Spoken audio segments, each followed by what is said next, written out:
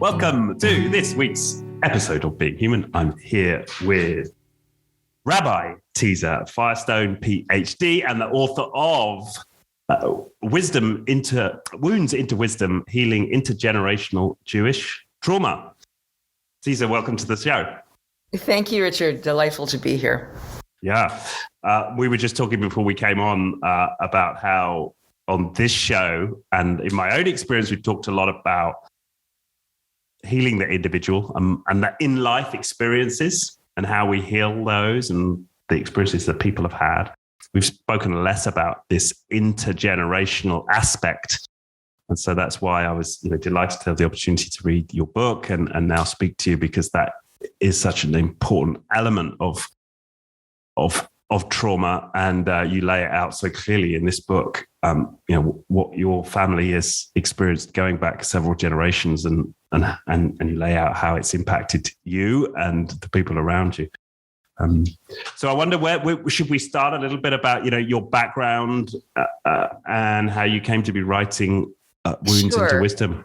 Sure. Maybe I'll say just as a footnote, even before we begin, that why the intergenerational focus is emphasized, and we're seeing it more and more in the public sector now, from the world of neuroscience and the world of epigenetics, from those fields of science.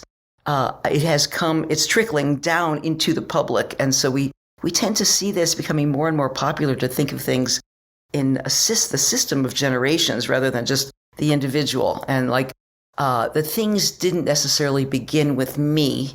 They have a larger context. And I'll tell, there's just amazing stories about how we know that's true. But why this is so popular all of a sudden, like out of the blue, is that in probably the last decade, 15 years, I'd say, well, not that much, the last decade, let's say, that the research has been showing the imprint, the evidence of the epigenetic residues of stress, of trauma, of extreme life situations on the next generations, on 2 and 3 and even 4 generations hence. So we do have the science now that is showing, first it was on animals, that was remarkable. And I talk about that a bit in the book. But then in families, how it is that after the Dutch hunger winter, for instance, in 1944 and 1945, impacted not the children, but the grandchildren and the great-grandchildren. That winter, when there was an embargo, the Nazis created an embargo, and people were literally starving to death. So they knew that the pregnant women were going to be in trouble, and that the next generation, that those babies in utero would be in trouble. And they were, but then 2 generations hence, there's data now showing that not only there's more obesity, there's more heart disease, but there's more depression, anxiety, and that sort of thing in the grandchildren and great-grandchildren of these people. So it's based in science that we know that the imprints of our ancestors' traumas actually affect us. So we work backwards and we start to say, wow, maybe the fact that I have been feeling anxiety all my life it comes from some residue that's beyond me. And then I start to think, okay, what did my grandparents actually live through? And that's a fascinating thing. Some of us don't even know much about our grandparents or great-grandparents. And now we have data. We can go to,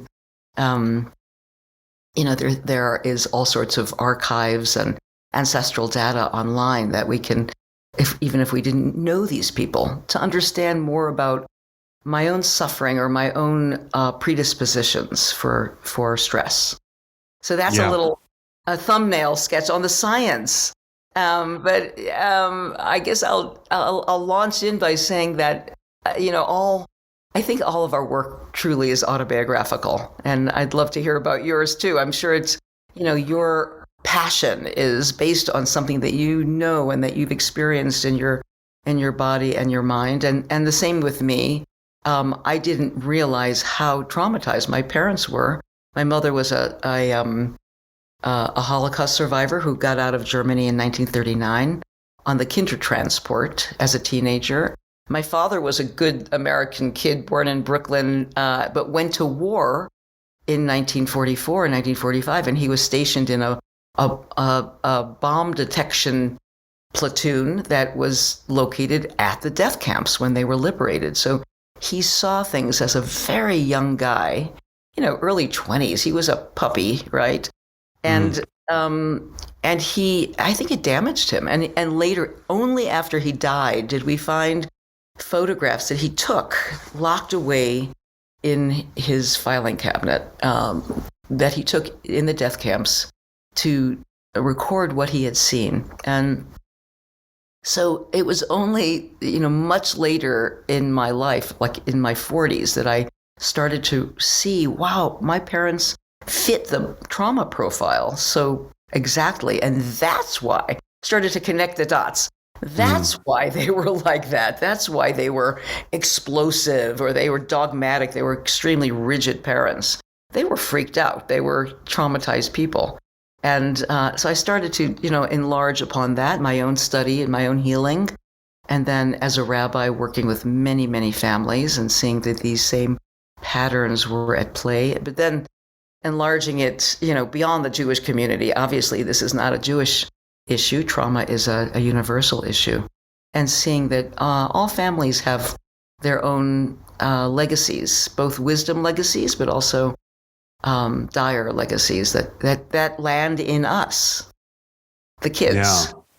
Yeah, and that's an important thing to note, right? I hadn't even considered that term, wisdom legacies. Yeah, I can sometimes be a little myopic when it comes to this aspect of family history, like how are they traumatized and how far does that go back? But yeah, you're right. Of course, there's generations of wisdom that also get passed down, also through the epigenetics.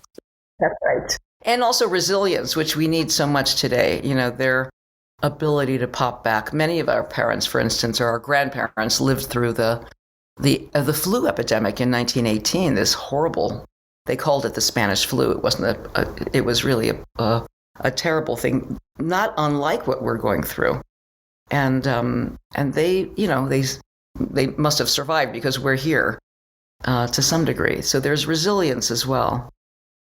Yeah, that's true.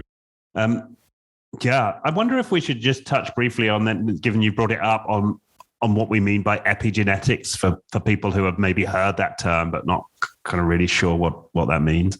Yeah. So we know that genetics is the channeling through the DNA strands to us of all these different characteristics. So you have sandy brown hair and green eyes and a certain complexion. Those are the physical DNA. And also you might have a propensity for being musical or for being a scholar. But what is the epigenetics? Epi means on top of or above.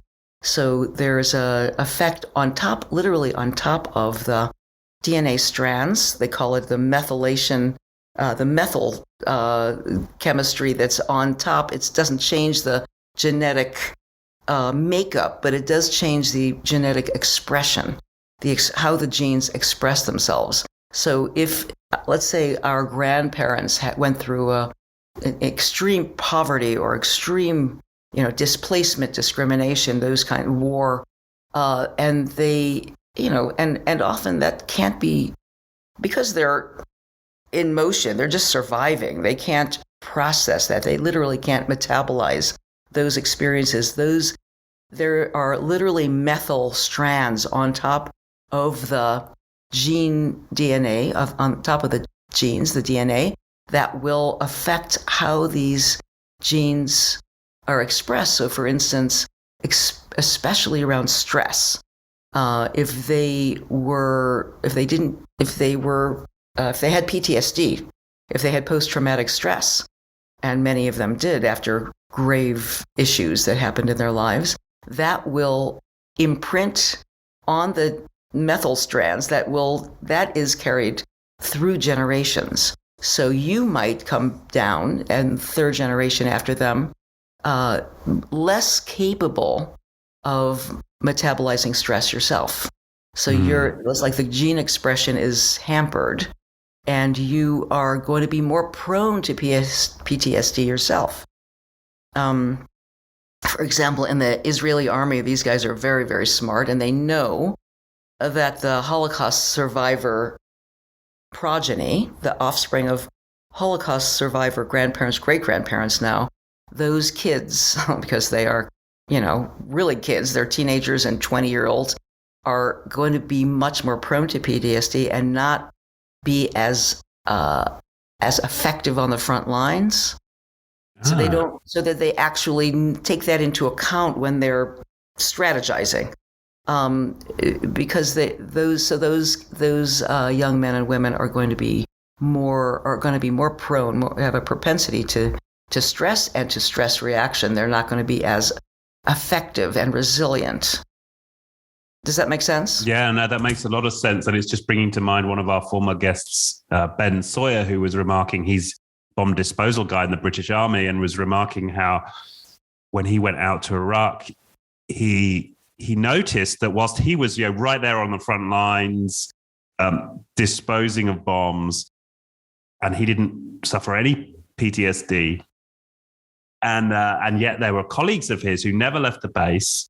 Yes. And the only thing they ever experienced significantly that might be traumatic is the sound of bombs going overhead, but they were never physically injured or never saw firsthand any physical injury. They would come back with post-traumatic stress. And you might look at that and say, well, one of the factors might be what have they experienced in their childhoods and before in their own lives before they got to war. And of course, that's important. Right. But yeah, what you're making me think here is, it would be interesting to track the histories of those people with a higher propensity.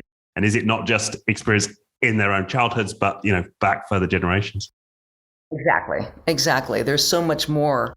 There's so much more in us. We come from these cultures that, it's all about us. We're individuals. And, when I was younger, I thought, oh, my neurotic family, I'm going to get out of here. And I went on a world odyssey and traveled around the world and moved as far away from my neurotic family as I could. But, then I realized, but I'm just like Mom.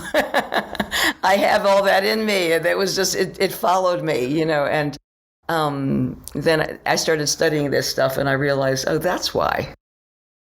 Yeah, and it's quite remarkable how it echoes down the generations. There's one, it's Monica, isn't it? I made a note of this when I was reading the book, who came out with exactly the same phrase that her grandmother had used in response to, absent family members, right? She uses this phrase, right. If you say you're coming and don't come, I can't take it, I expect the work. Verbatim. Yes. Right? That's so strange. Her grandmother had used. Listened to a videotape after her grandmother had died several years after, and just to connect with her, and she realized that her panic attacks, her separation anxiety was literally formulated in the same. She heard her grandmother say the same words that she had just said to her boyfriend when he came back late from a ski trip or whatever that was. So there are these remarkable things. One story that's not in the book, because I studied it after the book came out, was a young woman, also a millennial, who was already in a third generation survivor group at post-Holocaust. Remarkable story that she remembered her first dream that she ever remembered, a recurring nightmare from when she was pre-verbal. She couldn't even tell her mother. She would wake up several times a week just crying. Her mother would rush in. Her mother would pull her out of the crib and hold her and rock her. Finally, so this was like a ritual that they went through, and this dream kept recurring. Finally, she was of age. She could tell her mother what the dream was. And in her little, I guess she was 4 years old, she told her mother the story of seeing a man running after a train in this old town with cobblestones. And, she described this little wooden town, and he's running after a train and he never caught up. And he was crying and screaming. So that's the dream, right? Her mother hears the story as she's rocking her daughter and bursts out crying and says, "My God, how could you have known this? How could you have we never told you this?" And it was the precise story of her father, who was dead, had long died, that he had in the war I forget what country it is, but in Nazi Europe, had come home from the black market with food for the family. The door is open, the family is gone. His Gentile neighbor says, "Rush to the train station, quick! The train." They gathered all the Jews. They're on the train. Rush, hurry! And he runs to the train station. He jumps from the platform into the tracks, and he's running after the train, and the train with his family on it is departing, and he is agonized, running, and never catches up. So that's his first family. He survived. His family was murdered, and then he went on to have a second family. And so that story, that trauma, how could that ever be metabolized, right? That trauma was in him. He told it to his daughter. His daughter never mentioned it to her little baby, but that baby was imprinted with the nightmare.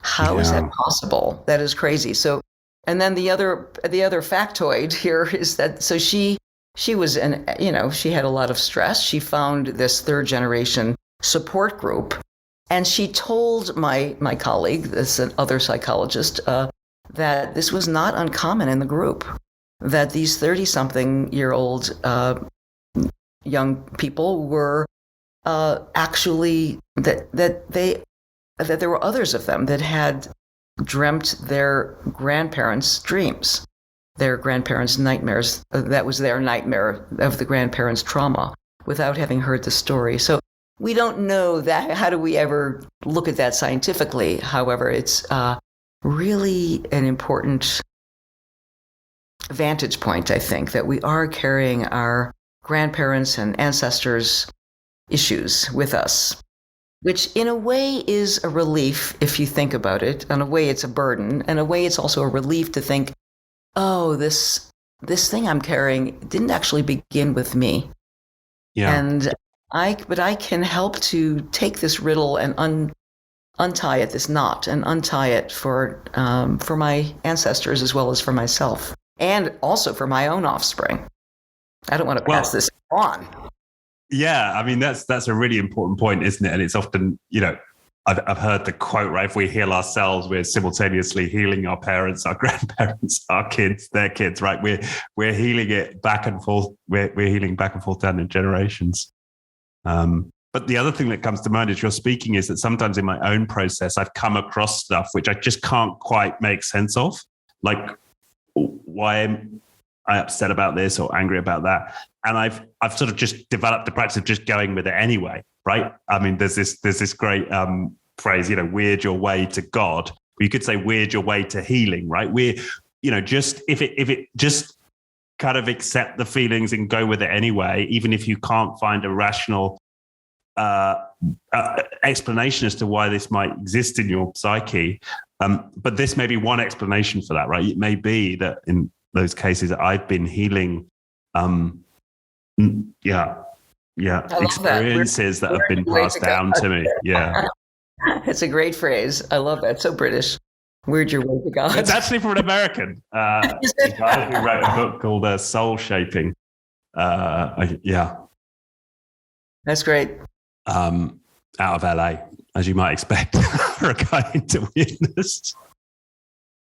So these are really important points. And do you mind me asking, like, are there particular examples from your own experience where you've sensed like, I think that was one that was handed down? Oh, absolutely. So we're recording this. COVID is still in our midst. And, the kinds of thoughts that I have of doom and gloom, I realize some people are very optimistic about this, and some people are actually enjoying the time apart when we're not going out to concerts and theater and all of these things, to work on their instruments or to write their book or to take that time creatively. And they're very, very content. Others of us are freaking out that this is going to get worse and worse, and that this is never going to go away, or there will be an isolation forever. It's that sort of mentality, I realize, is I have a bit of a war mentality. although I've never really lived through a personal war, a war that's affected me deeply, although certainly my country has gone to war and has affected the world, but in those ways, but I've never suffered from these things. And yet I do have this kind of, shrugging kind of agitation that I know is, I'm really okay. I live a very privileged life, and there's just this sense of a yikes inside of me. Right. Yeah. Yeah. And you suspect that goes back? I suspect that goes back. I've also had people contact me during this COVID period of their parents, two different people. Their parents were in hiding both in Holland during the war. They were, as children, they were, an Anne Frank kind of situation, hidden away. And so their trauma is profound. There's like, I need to get out and I can't get out. I think that was more pronounced in the beginning of the epidemic, of the pandemic. But so what is our history? What did our ancestors live through? It's good to know these things and to scratch the surface a little bit and think, what was their life experience? Because actually it's probably in my cocktail, it's probably in my own chemistry. What I'm experiencing now during these kind of rough patches that we're in. Yeah. No, that makes a lot of sense. And then in the second half of the book, you lay out these seven principles, for healing, which I liked, for several reasons. Especially as we talked about before the call, you call out community as being important. Finding your tribe, finding your community. Yeah. And then, of course, you dive specifically in, given this is about Jewish trauma, into redefining Jewish chosenness, which I found really interesting, and I guess gave me slightly deeper insight into. I mean, I'm not at all familiar with the sort of Jewish culture or tradition or anything, so that was. Yeah. Well, it's so interesting, Richard, because actually the paperback is coming out this year, and the publisher decided to drop the word Jewish because of what has happened with this book, because it has had such a universal appeal. And so it's going to be Wounds into Wisdom, healing intergenerational trauma. Because so many people, I mean, yes, Jews have a certain, that's a biblical inheritance. You're the chosen people, which has obviously gotten us into a lot of trouble. Whenever anyone is chosen, a preferred, the preferred child, the favorite son, all of that stuff, that's always causes problems.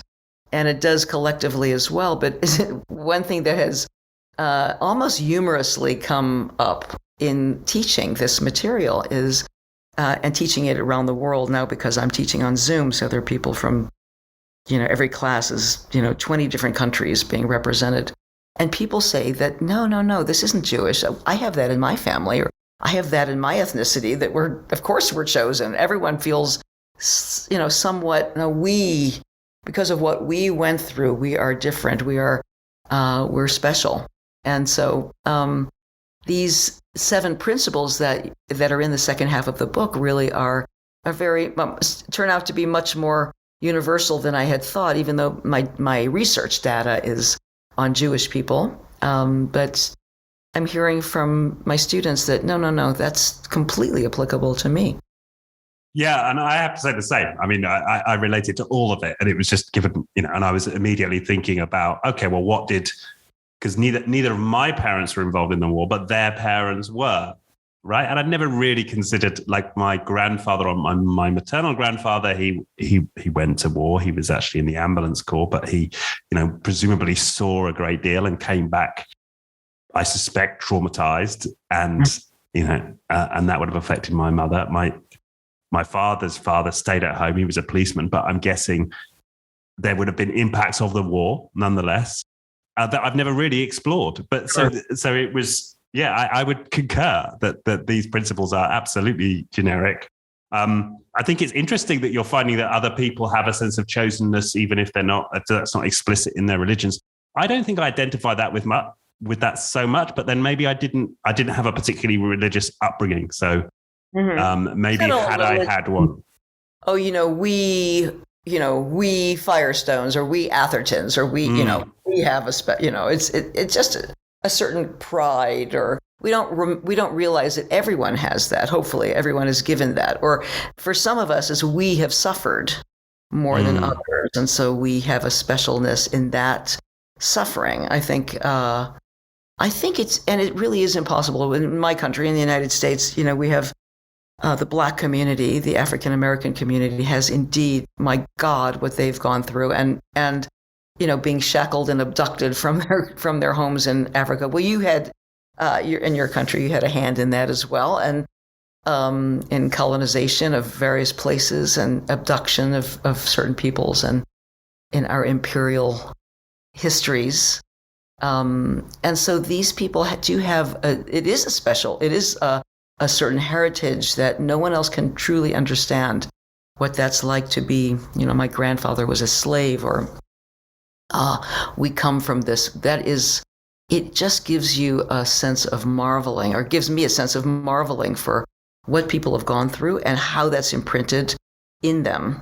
Certainly the Black community in the United States, and the indigenous community. Again, it's profound what the kind of genocide they lived through, but that's never been truly mentioned or apologized for by our leaders.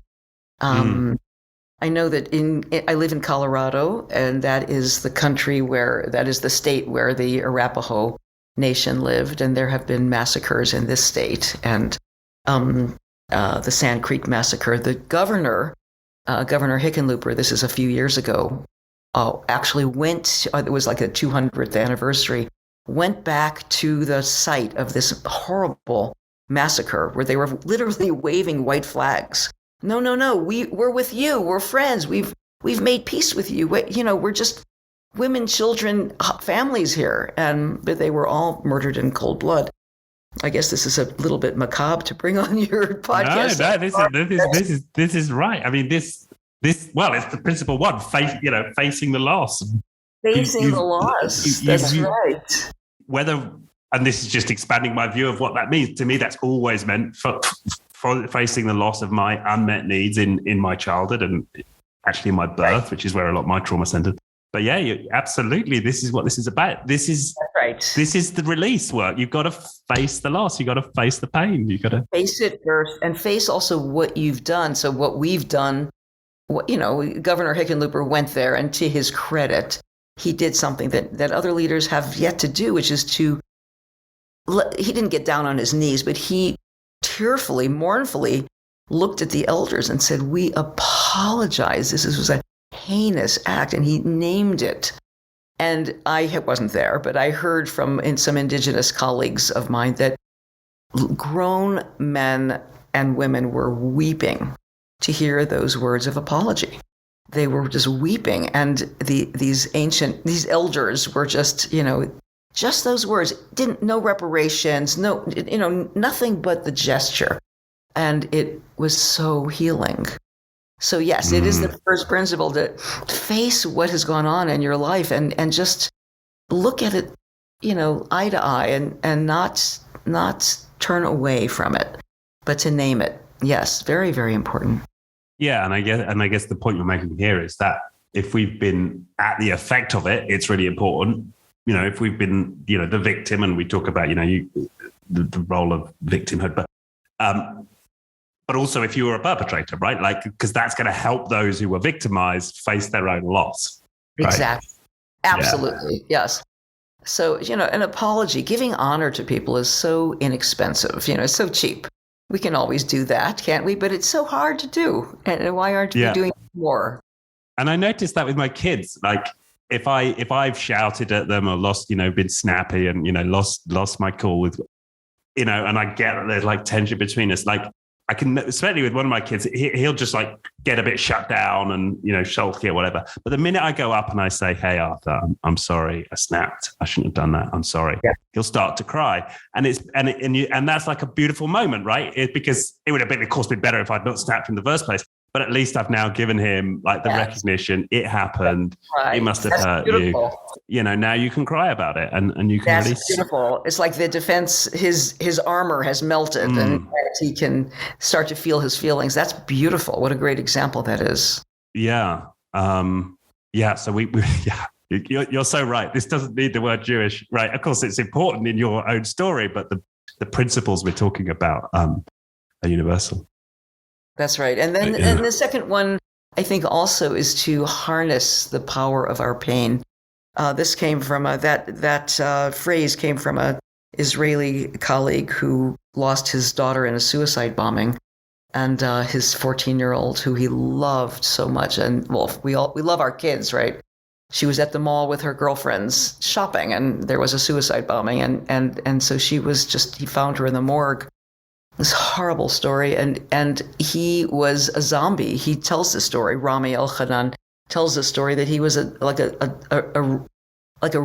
he became a rageful animal for about a year, just a zombie, just a horror. He couldn't work. He was just angry at life, and then he had this awakening. And I tell this story in the book that somebody invited him to a bereavement group that was both Palestinian families as well as Israeli families, and he went there once and he saw these Palestinian parents coming down from the bus with their children, just like his wife wore his daughter in a little locket on her chest. Saw the same thing that the Arab families were doing, the same thing with their children who had been killed, and something snapped, just like you saying, something snapped in him and he started weeping in control. It's like he melted.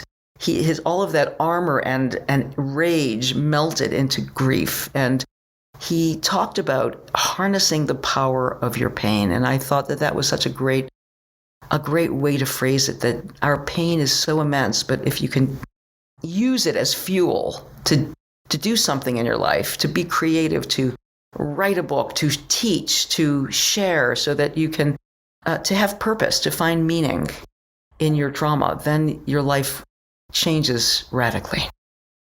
Yeah, I know that's a really important principle. You talk about post-traumatic growth in the book, right? And isn't it? It's interesting. It's the fine line, because we can have that pain drive us and produce great things in the world, but we've got to be wary, right? Haven't we? We've got to be wary of weaponizing our own pain. Like what may be suffering around the edges of us allowing to harness that, power. Very good point. And how much of it I have this, question in my mind, like how much of that energy do I direct to productive work in the world versus my own healing? Because of course we can all use it. We can also use it to fuel our own healing. Brilliant. Don't weaponize your pain. Yes, and that is happening in the world so much. I think when we become aware of it, and we coming from a place of first vulnerability and owning our vulnerability, and owning, coming from the heart, where we're saying, I have so much pain and I don't want you to go through that pain. It doesn't become dogma as readily, right? Again, I don't know if this is going on in England, but in this country, it's like, yes, I have pain, and man, you're going to suffer because of it. It's used. I think that's brilliant what you just said. We weaponize it, but if we're coming from that place of really understanding that we're vulnerable humans, and that our pain really takes us down, and then we can use it to help someone or something, even if it's just helping myself. We're less likely to become rigid with it and dogmatic and use it like that. What do you think? Yeah, I think that's right. And I think it's reminiscent of the guy we had on the podcast two back, Jesse Thistle, who's half Scottish ancestry, half Indigenous in Canada. And he really talks about this idea of community. And I know you talk about that as well, as as how do we encourage a community to heal, right? And I think that's a really important idea. Like, not just me, it is me doing my own healing, and it's about how do I take these experiences and offer them as contribution to a communal healing process, yes. Right? And it takes a community to traumatize someone. It takes a community to heal them. And thinking in those terms, like thinking about healing as an exchange between me and my community, or, you know, various communities, is just, it's a different way of conceptualizing, I think, healing. But it's sort of talks to this. Instead of like using it as an engine for my own like productivity in the world and impact and me and Richard doing great things, like actually how, you know, it may be in the end be the same set of activities, but like, how do I conceptualize it as an offering to community? And isn't that a radical departure from what we're taught in the West? You know, that it's me and mine, and that you can use this to serve me to get ahead, and this is about me, and in the long, you know, in what I have, what I accumulate in terms of my degrees or my wealth or etc. I love what you're saying. It takes a community to heal. If we're thinking, it's a shift in thinking, though, isn't it? Yeah, it's a total shift, and I'm not there. I'm definitely not there. Like it's like I still conceptualize in the main, my healing process is about Richard and, you know, the tears he sheds and the things he resolves. I think I'm yet to make that shift, and of course that will always be part of it, but it's the both, right? It's my process, and how is that a contribution to community? Yeah. And so it's horizontal shift, but it's also a vertical shift to think, or if you will, vertical shift to think about the people that I came from. That's right. Yeah. On me. They have an effect on me, and I'm carrying them inside me. I'm carrying the residues of their lives, both the wisdom as well as the injuries, the residues in me. So there's a kind of vertical as well as horizontal shift to think about, yes, and I want to make a contribution to others, to my community, whatever that is. You know, because we don't belong to synagogues and churches as much, and certainly in COVID is just, put a nail in that coffin. It's been so difficult to live in community during this pandemic. We have to, how do we think about our community? Who is our community? That's a great question.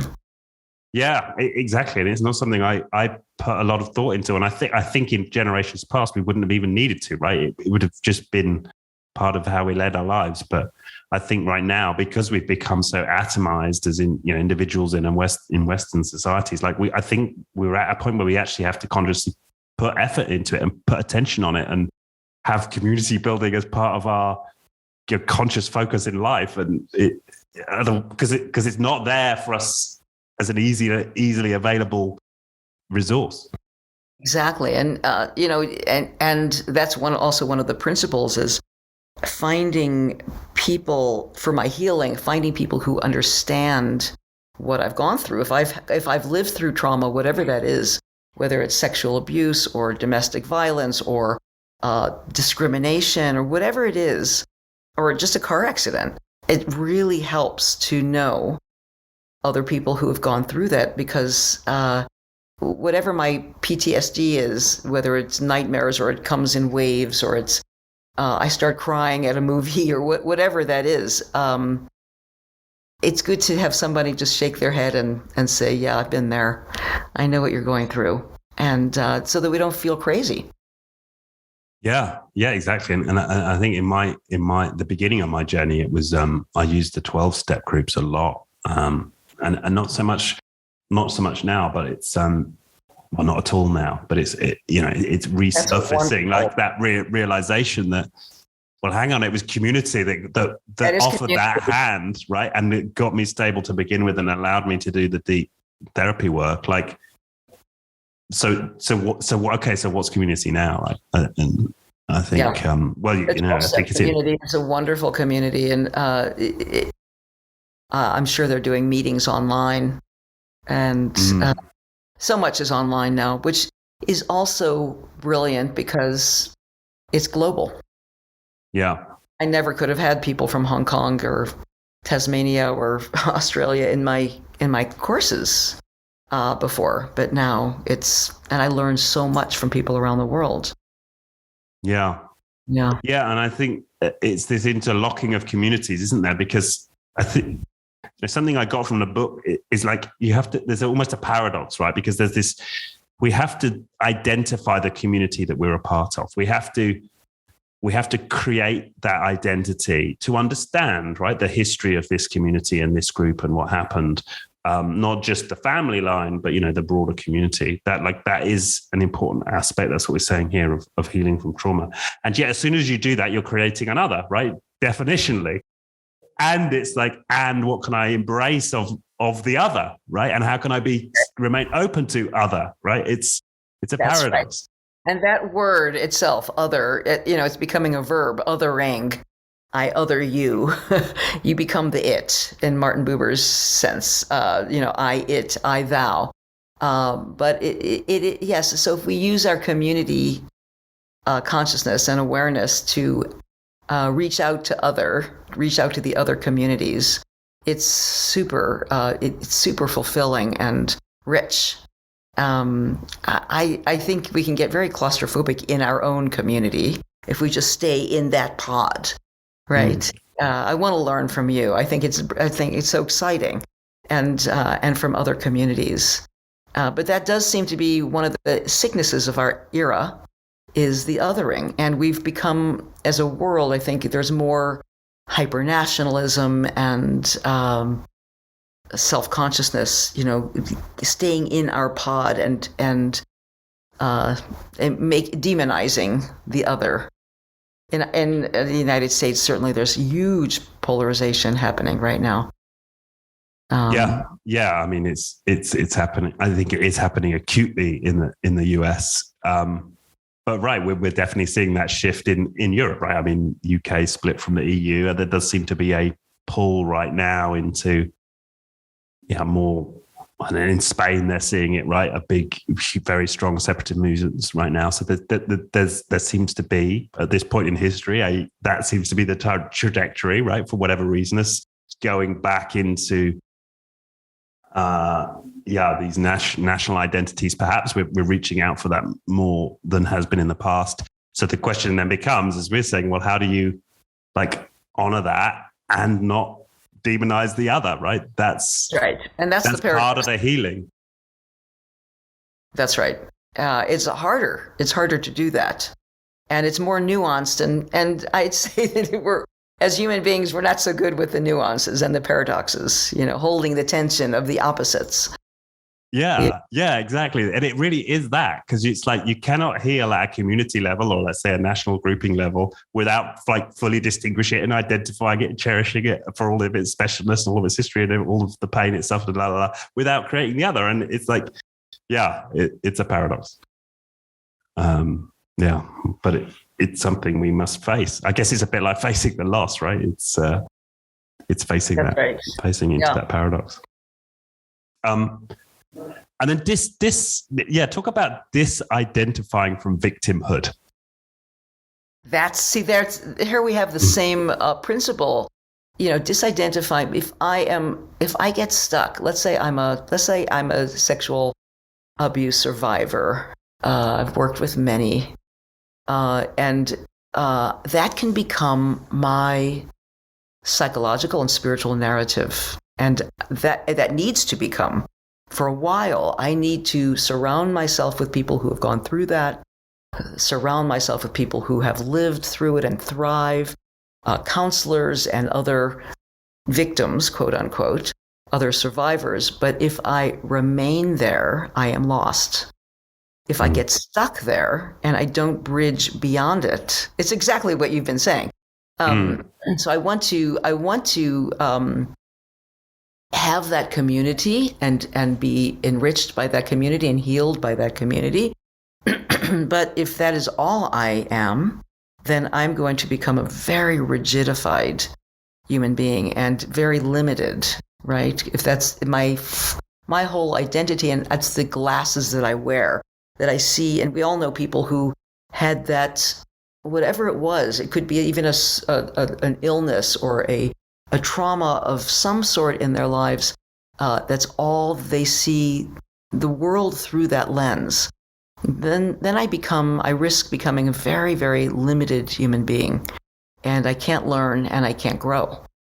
It becomes like a shell around me. So disidentifying from my victimhood, much better, something that you've already said, is being in my community and then seeing, oh, wow, other people have their own kinds of traumas. I can reach out beyond that and look at this ethnicity, what they've gone through, or this gender orientation, what they've gone through, and use my suffering in a sense to allow me to see bigger rather than to close down. Yes, I think we all know people who get stuck like this, or maybe we've gotten stuck like that. But it is in the long run very, very limiting. Yeah, it's like you've got to first base, isn't it? You've identified that you're a victim, and that is super important, right? But then it's not even first base in terms of but you may have got that far, but then still not really engaged with the loss. You could. It's possible to say I'm a sexual abuse survivor, and still not really face what that really meant and the loss and grieved what happened, right? Exactly. Just grabbing for the label is really just the very first step before the journey. Your word grief, the grieving the loss, grieving it, feeling it. It's like that beautiful metaphor of your son who melts down, allowing ourselves to melt down and just be awash in our tears and in what we have lost before we build ourselves back up is so important. To feel the feelings. Yeah, to feel the feelings. And as we talk, I'm so grateful that when I started with my journey, like I was in denial and I thought I had this wonderful childhood and my parents were great. And then I broke through that denial and I got that I was a victim of abuse. And thankfully I had the community around me who could keep me going, right? Okay, now you've done that. Let's start grieving the loss. And now I don't have any need for those labels. I don't consider myself a victim of anything. I had these experiences. I've healed them. I'm in an ongoing process of healing, and that's.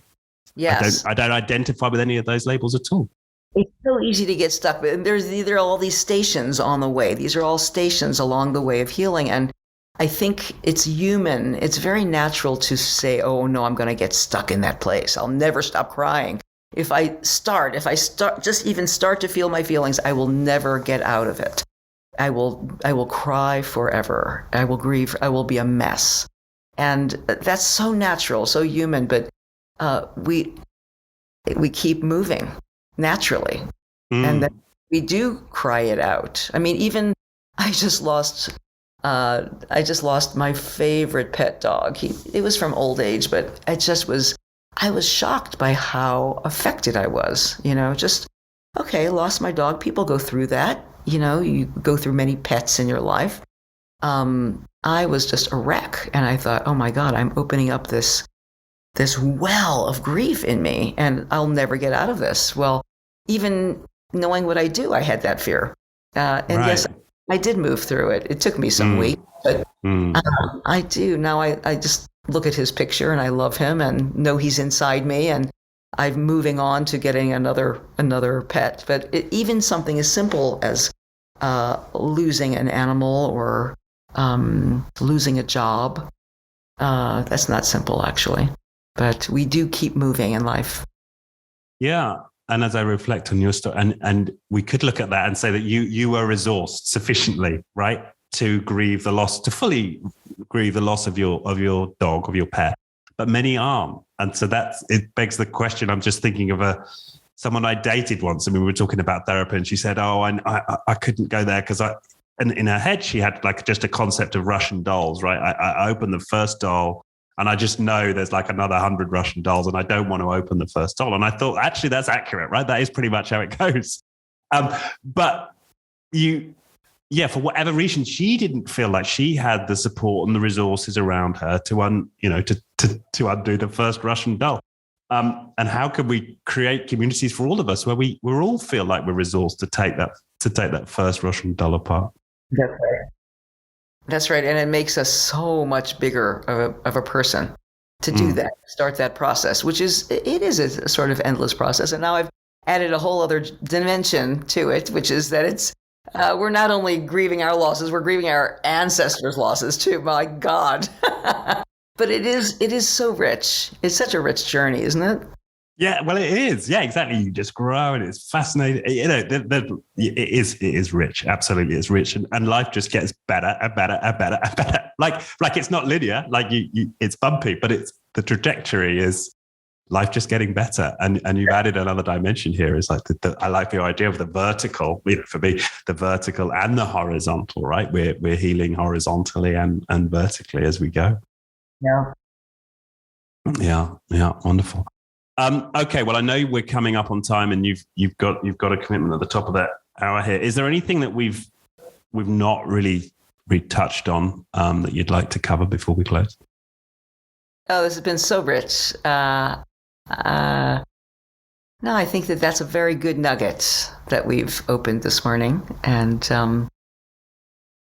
I hope it stimulates some thinking for the people who are listening to us. And there is a large community, and it's a very wonderful, rich community of people who have said, I'm in the business of healing.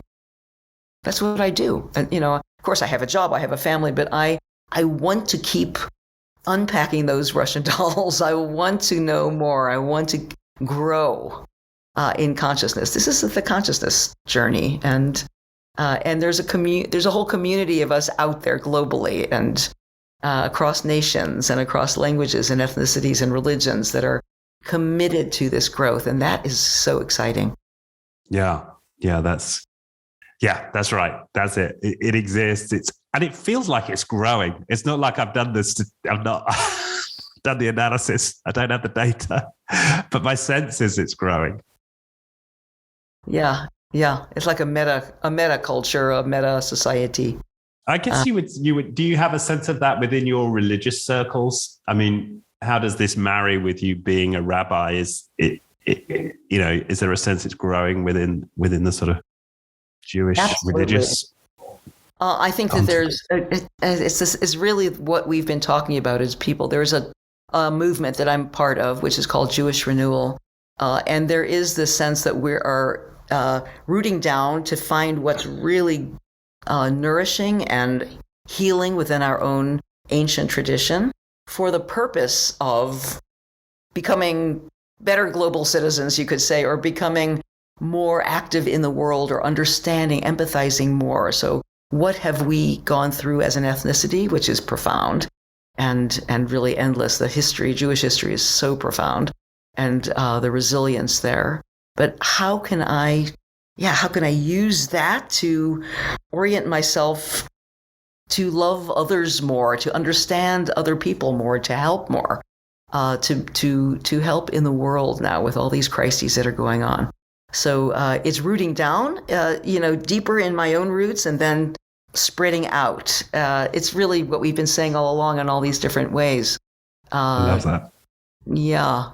So that's my wish for people who are listening, is that we all do our work, with our own ancestry and find the resilience and the wisdom and then turn the wounds into wisdom. Yeah, there we go. Turn the wounds into wisdom. And you've just left me with that beautiful metaphor, right? The deeper we can send our roots into the ground, the broader we can spread our branches and touch others. Yeah, no, love it. Okay, so we did say we'd talk about your website before we close. So where should people go to find more? Yes, please feel free to join me, get a newsletter, or I have teachings regularly that come out of www.tirzahfirestone.com. Very simple, my name and .com. Excellent. All right. And of course, the book, we'll put a link to the book, Words into Wisdom, now called Healing Intergenerational Trauma, right? And yeah, is there anywhere else you would send people, or that those are the best places to start? That's good. And then from there, it branches out from there. Yes. Awesome. All right. Well, thank you very much once again. Wonderful conversation. It's been a really pleasure, enjoyed Richard. it. You're part of my community. Yeah, and that's it. Lovely to get to know you. And you. All right. Enjoy the rest of your day. Thank you. Bye-bye.